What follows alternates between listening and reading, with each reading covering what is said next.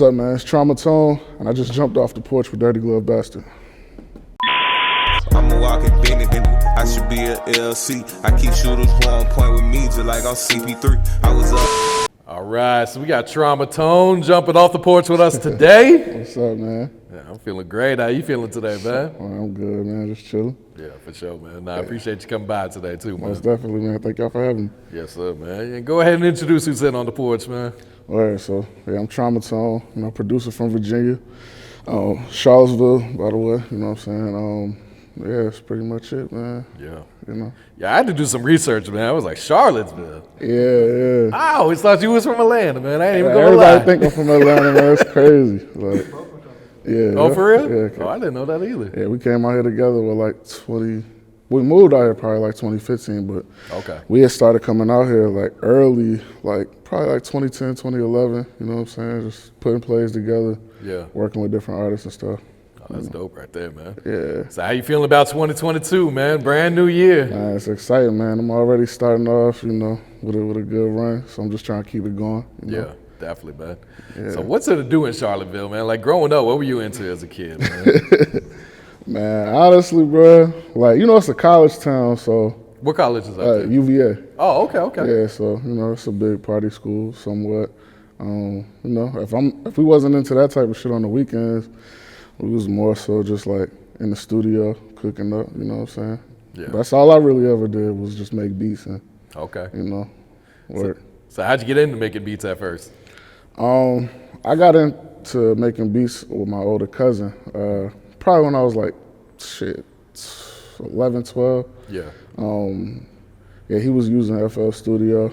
And this is when like FL Studio 3 was out. It's like the early shit, bro. That shit looked like a Nintendo game or something, like the graphics wise, But I had seen him working on it, so he had gave me like this link to, I think it was like Kazaa. You remember Kazaa? Yeah. Used to download shit off of there. Mm-hmm. He was just like, man, download it and fuck around with it. And I started playing with it on my own and just learning, the ins and outs of the program and, Yeah, this was before like YouTube tutorials. Bruh, I don't even know if YouTube was around back then either. It wasn't. This was probably like 02. Oh yeah, so that's pre-YouTube. Yeah, so you really had to just like play around with the program. It was a cracked version, so you know what I'm saying? They won't no manual or nothing like that. You really just had to play with it on your own. Okay. So that's how I really got to understand the program. Yeah. Was there any producers that kind of influenced you to make you want to kind of try at it? Be like, man. Around that time, I was listening to a lot of like Dipset shit. Like I love the Heatmakers beats, like Kanye shit, Timberland, Pharrell, stuff like that. Dre. Yeah. Early on, I was like who I was trying to mimic damn near. Yeah, you know I think that's how a lot of producers start off. They're like, I don't know what to do. I'm just gonna try and make a beat that sound like Zaytoven. Sure. That's what a lot of producers say. Definitely. Man. That came down the line too. Like when that wave hit with Gucci and Future and all that stuff, man. That's kind of where I started, really going crazy with the beats. Like a lot of my influence, I think, came from that wave. Okay. Yeah. So like, who were some of the first artists to jump on your beats? So was it just local, like people you knew personally? Or? Yeah, it was a lot of local shit, man. Chaos used to rap back then. For real? We was doing shit. Bro, it's crazy. Like we was like the biggest thing in the city, and then there was like a group that I started with my older cousins. They was called Mean Streets back in the day. Okay. And it was like that was pretty much it. We was all like the hottest thing. Where we from? So how long did it take you to kind of like develop your own sound, be like, all right, this is the direction I want to go with? I'll probably say around that time, once like I really hit the local scene, I think that's where I started finding my style, you know what I'm saying? Because, back then that was like, it was kind of a big deal, you know what I'm saying, producer for the artists where we from, because like they all had a name where we from, so, I wanted to be one of those guys that was, a big figure on the production scene out there, so. Yeah, I think that's where I kind of like started to get a little vibe, Is there much of a music scene up there? Shit, not really. But I'm saying like, me like coming up in that, I didn't really see anything past that at first, you know what I'm saying? Yeah. Like we was just trying to be popular to all the girls and shit like that. You know what I'm saying? It was like some trying to have some hood fame type shit. You know what I'm saying? Yeah. Yeah. So how'd you get your producer tag, and how long have you had in there? I got my producer tag in, I think, with like 2011. It actually came from this artist that I was working with. I don't know how the hell he did it. I think he might have used a generator or something. But like people was fucking with it, so I just kept it going, you know. So you've had the same one for 10 years? But I had the same shit, yeah. Oh, shit. For that long, yeah. Yeah, at this point you can't change Yeah, it. it ain't no point now. It's like it's on some of my biggest records, so it's like might as well just leave it, you know. Nah, absolutely. Yeah. So what was like the turning point to where it was like, all right, I got to get out of Virginia, man. I need to come down here to Atlanta. Man, shit, for real. It was probably the I Know record that I did for Gotti and Okay. Yeah. But I had caught a few records like right before that. I had did one for Chief Keef called Blew My High, and then one for Pee Wee Longway called Drugs. So I thought shit was lit just because, you know, it was like when live mixtapes was popping. Yep. So I'm thinking like, you know, shit finna be lit. My name finna be out there, so fuck working. You know what I'm saying? I'm finna just go crazy with this beat shit. You know? Were you like working a regular job at the time? Or? Yeah, I was, man. I was in between like 2 different jobs, man. Like, shit was crazy. So was it the Gotti record that made you say, all right, I'm quitting, I'm moving to Atlanta? Yeah, that was the one for sure. Like, I literally, my uncle would tell you, I used to work for my uncle. He had this little convenience store or whatever. And I was working with him when I found out about it. Like, I think really? Shot Money had called me. That was Gotti's Yeah. A&R at the time. And was like, hey, you Traumatone, you got a placement on this Gotti album. Honestly, like once I got off the phone, I told my uncle, like, look, man, I gotta put my 2 weeks notice in. I'm gonna be out. Matter of fact, I think this might be like my last few days. Like, you know? And then we just like left and started like getting on the road and stuff. Yeah. Did they tell you it was gonna be the single too, or?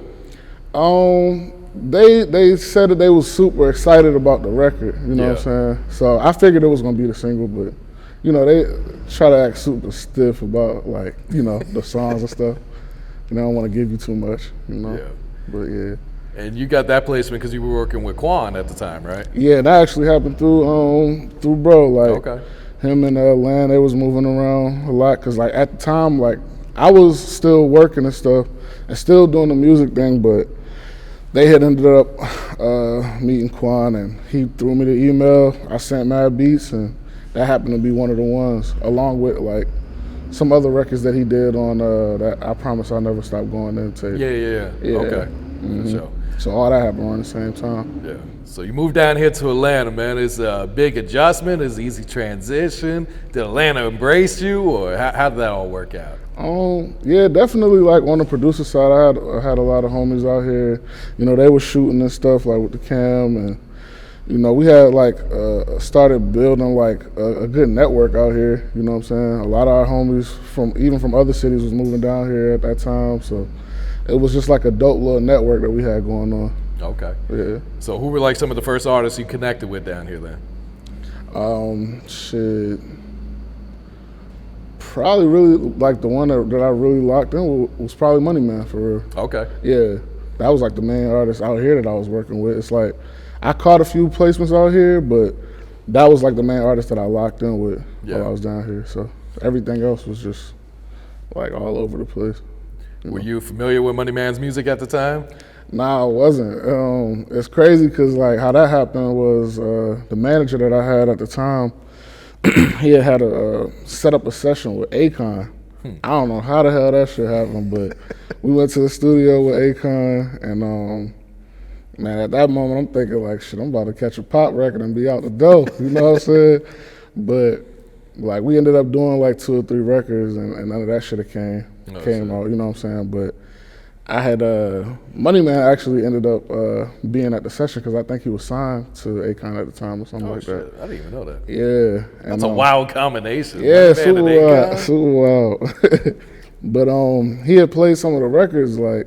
And I didn't know who bro was. I just like, he played the records and I'm like, damn, this nigga snapping. Well, it was like all raw shit, you know what I'm saying? Like, wasn't no auto-tune on his voice, nothing like that. Like, I could tell he was fresh, but he was like spazzing on everything. And he just like, the beats that he picked, I'm like, oh yeah, like, now he know what he doing. Yeah. So shit, we just started like locking in, and I want to say what that was probably like 2014 maybe, 2015. Yeah. Well, that's when Black Circle came out. Yeah, so it was probably like a year before like he actually dropped his first tape. Okay. We had started locking in heavy, Yeah. and yeah, things started going crazy as soon as he dropped his first project. Yeah. And that's when like shit started taking off. Here you guys are 6-7 years later, knocking out hits right now. Yeah, it's crazy, man. Yeah. Still to, have that consistency and that chemistry. Oh yeah. Kind of speak on that chemistry, because you prefer to be in the studio with the artist, right? Or do you prefer just to like send them? Man, it's crazy because like I'm like either way for real. I spent damn near like the beginning of my career just sending out beats to the email. Mm-hmm. So I mean, we locked in like in the studio, but it's like the funny thing about me and Money Man chemistry, like when we get into the studio, we just chill. Like we don't even be doing shit for working. Yeah, like we was just out in San Francisco, like supposed to work, but like we was just in that bitch for like 3 hours just talking about crazy shit. You know what I'm saying? But like he got his own process of like how he worked when he, you know what I'm saying, and his like he record himself and everything. So he do his own thing, and I'm like in my own element making my beats, and we just bring that shit together. Yeah. What was your reaction when you heard the Tip-Off record and then learned it was going to be on ESPN? Man, that was dope for real. Shit, I love watching ESPN and shit like that. So it was dope just seeing, hearing the song all through the day. It was all over. Like I think Stephen A. Smith had it playing on his show. Mm-hmm. And the little commercial was dope. Yeah, that's dope. Major right there. Yeah.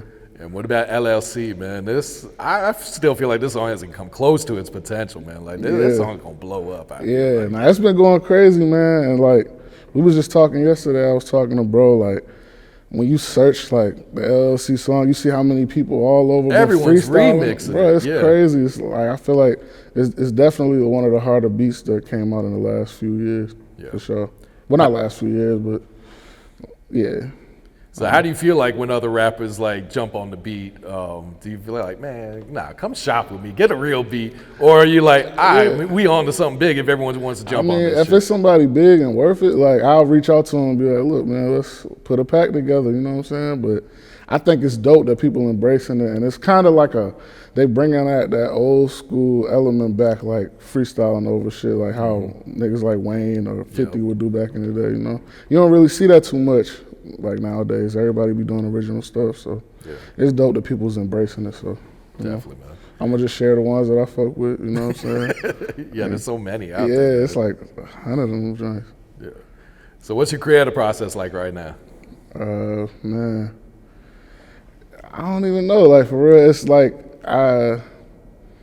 as far as what you mean, like getting just making beats, like. Do you make beats every day? Do you need to be inspired by something to sit down and do it, or? Yeah, like I've been making beats pretty much every day. I don't even like at this point. It's like breathing to me for real. Like I just hop on the laptop and cook shit. It's like I think now it's more so like, am I going to use loops today? Am I going to chop a sample? Am I going to make the melody myself? I think that's like pretty much what my creative process is like. Just trying to figure out like what I want to do, for that day. How'd you lock in with Zaytoven? Man, so I met Zay when I went to Jamaica with Rich Homie. We was working on his project, and I don't know, like it was just like the same as Money Man. When you meet somebody in person and like y'all just chopping it up and you kind of building like a chemistry with a person, you know what I'm saying? We just, it was like that. So I just, I didn't want to like ever just reach out to Zay unless it was something that made sense, you know what I'm saying? Because I know how it'd be like, you got thousands of people like, bro, let's work or let's get in there. And it's like, I'm not finna just hit bro up like, man, let's get in there if I ain't got shit going. So I knew that once I started like catching some bigger records and being able to put plays where, we can do some dope shit and really impact, you know what I'm saying? That was when I felt like it was the right time. Yeah. Yeah. And I'm sure you've been in the studio with him when he cooks up, man. Like, Oh yeah, because yeah. he cooks these shits up so quick, Bruh. 5-10 minutes, and I he literally says he won't spend more than 10 minutes on a beat. Like Bruh, at that point, it's on to the next one. Facts. I literally, like, when we was in Jamaica, that was my first time seeing him cook up. And, like, that shit was so funny because, like, we was, like, in random settings. Like, one morning, like, everybody came in my room and just set up the studio in the bedroom or whatever. And this man literally knocked out, like, 4 beats in 15 minutes. And I wish I could have had a timer, like, to show you, like, for real. Like, he go crazy, bro. Yeah. That shit made me step my shit up for real. Absolutely, yeah. So what's it like collabing with him? Is he just sending you something like, hey, I need some drums on this? Or what's the dynamic? Yeah, it's more so like that. Like, he'll cook up a melody. Like, he sends me, like, packs at a time. You know what I'm saying? It'll probably be, like, 6 or 7 melodies. And then we'll just whip up from there. Oh, shit. Yeah. That's crazy right there. Yeah, man. Yeah. We got, like, so many beats on the tuck right now. Yeah. I can only imagine. Yeah. Yeah. I know how quick he cooks. I know you in the studio every day. For man. sure. So, yeah. So at what point did you know, like, you needed some management to represent for you? Man. It's crazy because, like, I always thought that I needed a manager even when I didn't even understand what a manager did. And I think that's shit funny because, like, you know, it caused me to, it helped me learn a lot, you know what I'm saying? But I really realized, like, I needed a manager once, like, stuff was really moving, once I had things in motion. Yeah. Like, probably around 2020, 2019, when I started, like, getting all those records with money and my buzz was starting to pick up a little more, I was like, I started reaching out and, you know, seeing who was out there. But the funny thing is how I got my manager, that came from me reaching out to his artists. I was looking to work with, like, R&B artists and stuff. And I had found this dope artist, her name's Janelle. And I had reached out to her because I knew I was gonna be coming to LA soon too. So that's where she was based out of. So I had reached out to her, and then her manager had hit me, because I guess she, like, you know, showed them, like, who I was and stuff like that. And then that's how that came about. So I'm out here looking for a manager, and me trying to find an R&B artist led me to finding my manager, you know what I'm saying? Yeah, all at the right time. Yeah. Because I know a lot of producers struggle with that, like, man, I can handle the business side myself, man. Yeah. So I know a lot of them always ask, like, man, when do I actually need a manager? Facts. I had to learn that off hindsight for real, you know. Had a lot of little crazy situations with managers that, not on like speaking bad on them, but I don't think they knew what to do with producers at that time. So I went through some situations like that, like, just shit didn't make sense. Yeah, I can imagine. Yeah. I know you and Shy Glizzy worked a lot too, man. Oh yeah. Did you guys link up while you were still living up there in Virginia, or how did that? Yeah, that came. That came about, I want to say, probably like 2013. Actually, I was starting to come down here because I ran into Shy Glizzy down here at like an A3C event, and yeah, we had chopped it up a bit, but I think his manager had reached back out to me once I got back to Virginia. Was he was just, like, you know, saying that they wanted to do some work and they liked the stuff that I was, you know, putting out. Yeah. Mm-hmm. Have you spoke with him recently, man? We missing some new Shy Glizzy music. Man, I talked to him, I want to say a couple months ago. Yeah. We definitely got some records on the top. I miss bro too, man. He need to drop some new shit for sure. Man. He need to put that shit out we did, man. Yeah. All right, what's it like working with Spitter, man? Man, Spitter, bro. His process is crazy, like, cause he still, like, write shit down on the pad and, like, you know, but he just does it super fast. Like, this man be one taking songs. We literally, I think, in a 4-day process, we did like 40 records. Holy shit. Yeah, when we dropped everything too. That's the crazy part. Like, he don't just hold on to music, you know what I'm saying? You see, he's dropping every month. Yeah, you know I don't what I'm think saying? he holds any records. Yeah. It's like, but it's like sometimes you get into, like, those pockets with artists where, like, you might knock out a bunch of records and that shit just sit. Oh yeah. You know what I'm saying? Like, he gonna give everything that he did that night. He gonna put that shit out. Yeah. You know, and his fans, like, he got a dope following that, like, I don't know, they love that shit. They love that he drops projects every damn near week. You know what I'm saying? For real. Nah, he's got, like, that cult fan base, you know, where it's like, he can't do no wrong in their eyes, sure. man. They eat up everything he dropped. Man. Facts. Yeah. Yeah, And even going back to, you know, like you mentioned, artists holding on to these records. As a producer, how frustrating is that? Because he's like, man, I know we sitting on some hits. What the hell you facts. holding on to this Bro, shit I be for? saying that shit a lot. I ain't even gonna lie to you, man. It's like sometimes you hear these projects and you know the songs that you got will go crazy. But it's like, I guess sometimes they feel like when they drop some shit with, like I guess it's priority or something. Maybe the label be picking the records or something. I don't know. But it's like, sometimes I'll be like, man, I know the shit that we got was harder than, you know what I'm saying, than that shit that you put out, bro. Yeah. Like, It's like, stop holding on to this shit. yeah, just put that shit out, man. Let the people decide, for real. Yeah. So did you guys like talk about the highest in charge? Like, hey, we gonna lock in for a whole project, or was it just you guys had so many records? It was like, all right, let's just go ahead and put this shit out all together at once. Yeah, it was a quick call, man. He got on the phone with me and was like, "Hey, man, let's go get matching Rolexes." That's pretty much all that nigga said. For And I real. knew what time it was. Like, so we went in and locked in. You know what I'm saying? And it's crazy because like that story is how I had brought my boy Keno with me. Okay. And he had ended up doing a project with Currensy. Oh, and shit. theirs ended up being called matching Rolexes. But it's like that shit dope, you know what I'm saying? It's like all the shit that like, that's how Currensy is. Like everything is just like at the moment, whatever he doing, he gonna talk about it. He gonna name his projects around that shit. Like it's just whatever going on in his head, you know, but yeah, that's how that came about. It was a short convo, man. Yeah. Like we just got straight to work, no talking, just locked in the studio, man. Was that the first time you had locked in with one artist for one whole project like that, to where it was like, all right, I'm doing all of this shit on there? Well, actually, me and Money Man did a project first. It was called Trauma Man. Okay, yeah, that's right. I didn't forget about that. So that was like the first one for sure. Yeah.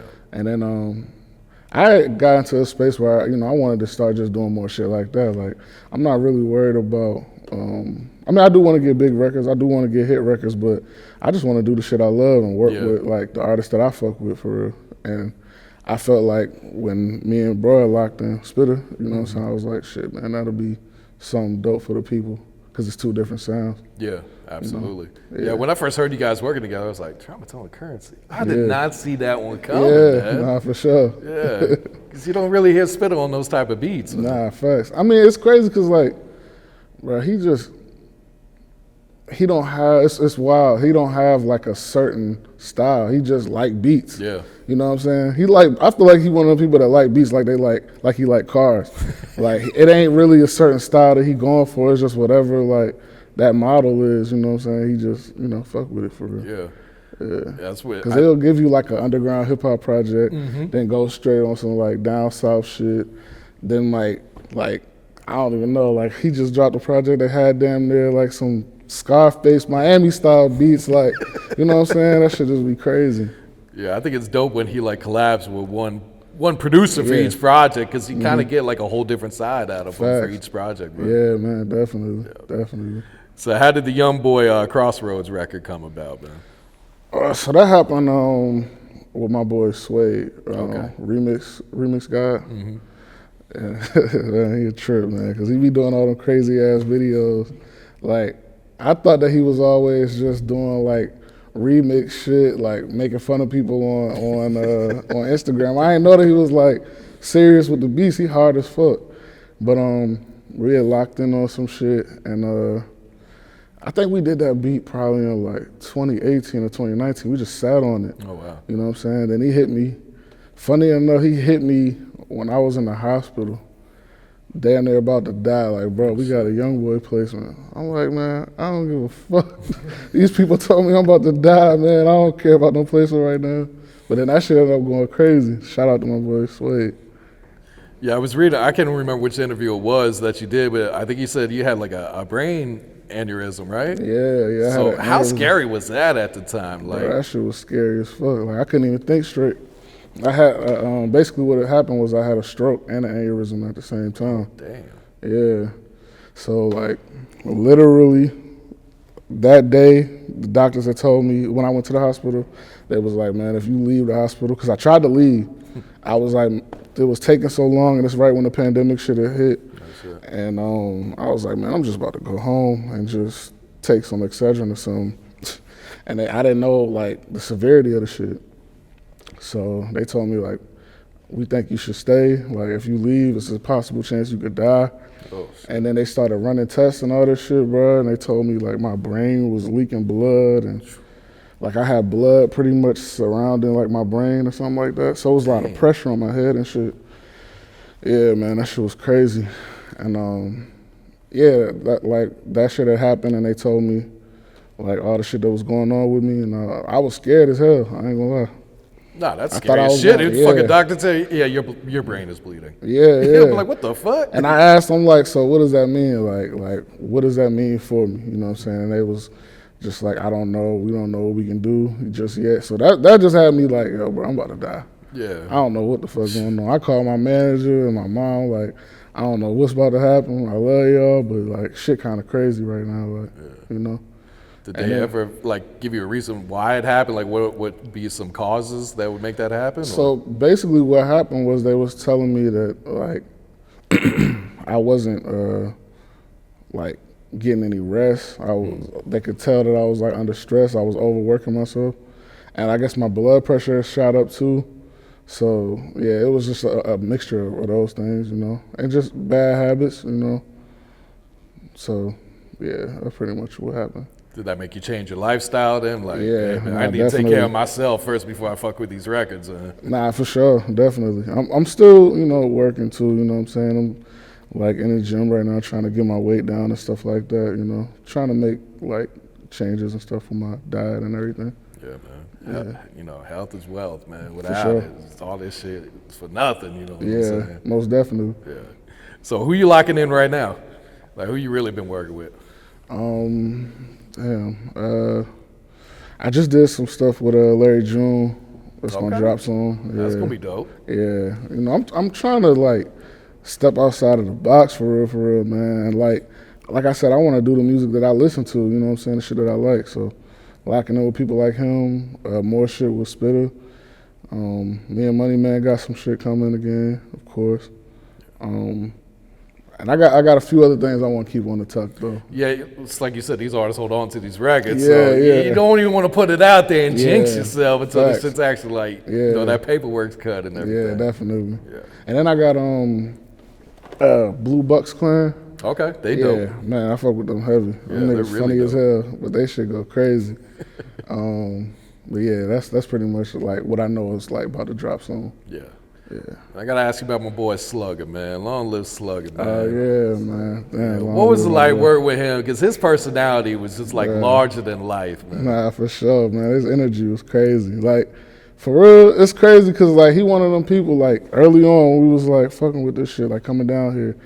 Like he really, you know what I'm saying, was, bro, you gotta do this with the sounds, man. Try this out.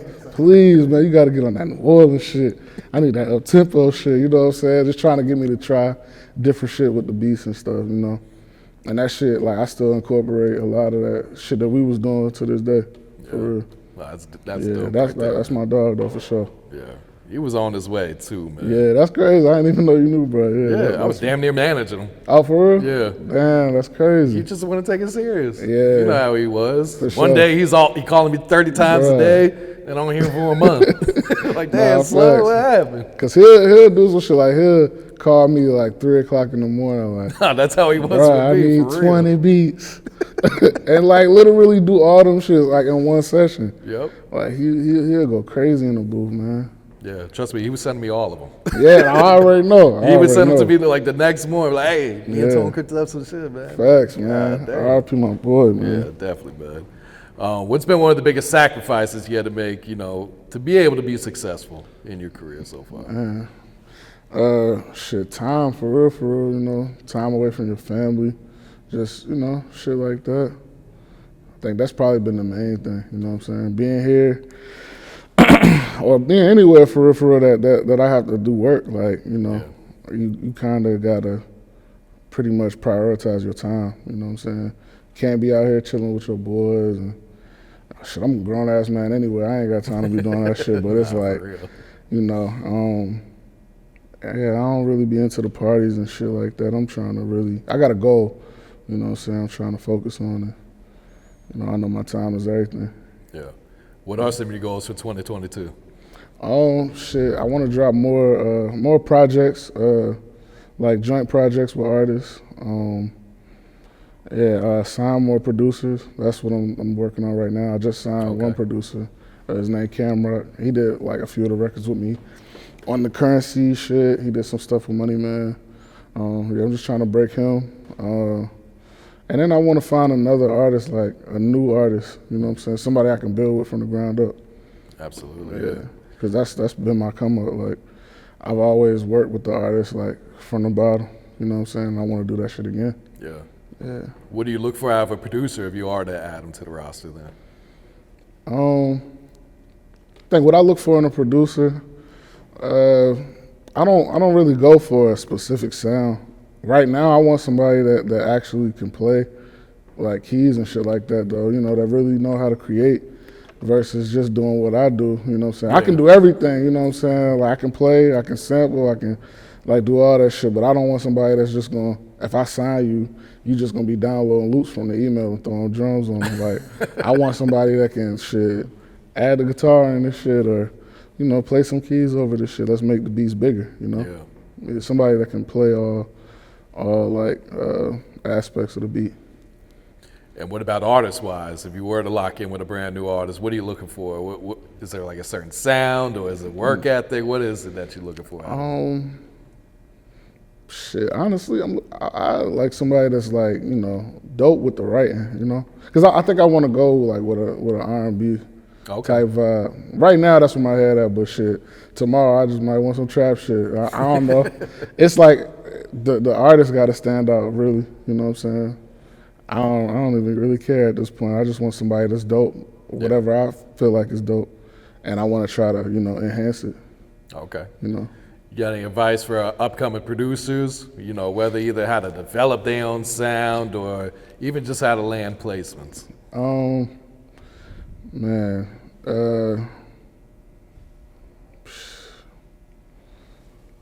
I think one of the things I would say for upcoming producer, man, don't be scared to reach out to these artists and A&Rs and stuff like that. You know what I'm saying? A lot of the people, they'll like let opportunities pass by, you know what I'm saying? Like just by not reaching out.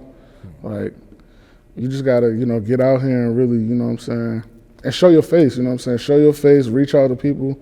Like use these resources that's out here for you. Your social media, all that, you know? Don't let your circumstances hinder you, you know what I'm saying? You just gotta get out here with whatever you got, you know? Yeah. Yeah. Would you say it's you get better luck reaching out to the artist directly, their manager, or an A&R there? Man, I would do all that shit. Like for real, you know, you never know. Blow them all up, huh? Yeah, hit everybody up, you know.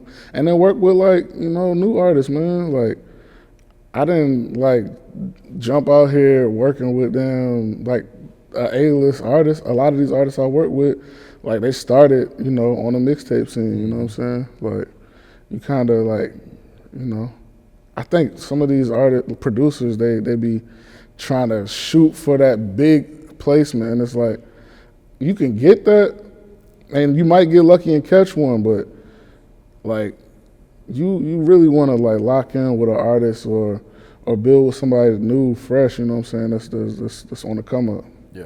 You know what I'm saying? And would you recommend for upcoming producers like give out beats for free at the start, or should they always be charged? I mean, I ain't gonna say that. They ain't shit free. Cause it's like if you giving out beats for free, like, or you charging like a low fee, like they gonna know how to carry you. You know what I'm saying? Like you gotta know your worth in this shit. I will say, you know, like when you lock in with an artist, like if you was to do a project with an artist, right? Like y'all just and you know it's gonna do something. Like you can just split the money down the middle and don't worry about, you know what I'm saying, charging. But that's something that you like in control of because you putting this shit on streaming platforms and all that. Yeah. But if you working with an artist that's like, you know they got a little situation, you would definitely should probably get something, you know, out of that for real, you know. I mean, I guess different situations call for different, methods, but yeah, I mean, you gotta, we in the music business, you gotta find some way to get money out of this shit, because that's what the artist's doing, Nah, I agree right there, man. Yeah. So what's next, Tone? What else coming up for you, man? Shit, right now, the main focus is when I got my own label now. It's called Which Way Is Up, and we, focused on like producers and hopefully finding a new artist. But that's like one of the main things I want to focus on right now.